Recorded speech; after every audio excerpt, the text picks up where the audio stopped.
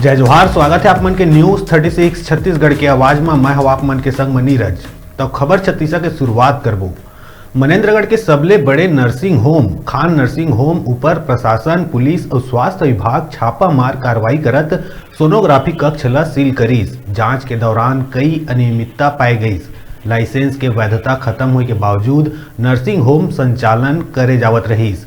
1% उल्लंघन ल लेके प्रशासन ह कार्रवाई करीस। नर्सिंग होम के लाइसेंस 2020 तक के ही रहीस।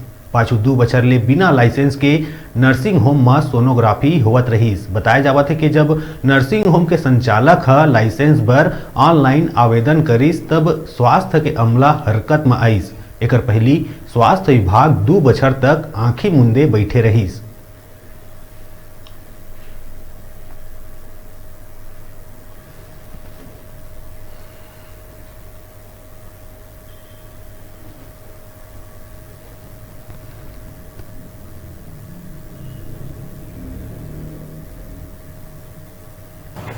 शमशेद परवेज मेमोरियल हॉस्पिटल द्वारा पीसीपीएनडीटी एक्ट के अंदर उल्लंघन हुआ है, जिसकी रिपोर्ट स्वास्थ्य विभाग की टीम ने सबमिट किया था और कलेक्टर कोरिया ने ऑथराइज किया है हमारे को कि केवल अल्ट्रासोनोग्राफी का जो रूम है उसको बस सील किया जाए। जो नियम है उसका किस तरीके से उल्लंघन हुआ था? क्या उल्लंघन, क्या कमियां पाए थे आप लोग? टेक्निकल पॉइंट डॉक्टर प्रिंस को मैं बोलूँगा कि बताएं एक बार यहाँ पे।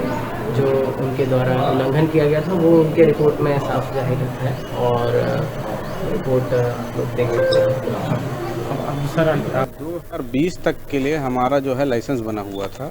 नियमानुसार हमने 24/12/19 को नवीनीकरण के लिए डीडी वगैरह सब लगा के फॉर्म ए में जिला चिकित्सा कार्यालय में अपना फॉर्म जमा कर दिया नवीनीकरण के लिए। उसके बाद जो है कोविड लग जाने के बाद वहाँ से कोई कार्रवाई नहीं हुई और हमने पता किया तो वहाँ बोले कि आपकी फ़ाइल नहीं मिल रही है, थोड़ा सा समय लगेगा। ऐसा करते करते समय बीतता गया। लेकिन जो 1996 का नियम है उसकी नियम 8 के अनुसार स्पष्ट है कि अगर हम समय पे आवेदन नवीनीकरण के लिए जमा कर देते हैं और 90 दिवस के अंदर अगर कार्यालय वाले कोई कार्रवाई नहीं करते हैं तो अपने आप आगामी 5 वर्ष के लिए रिन्यूअल माना जाएगा।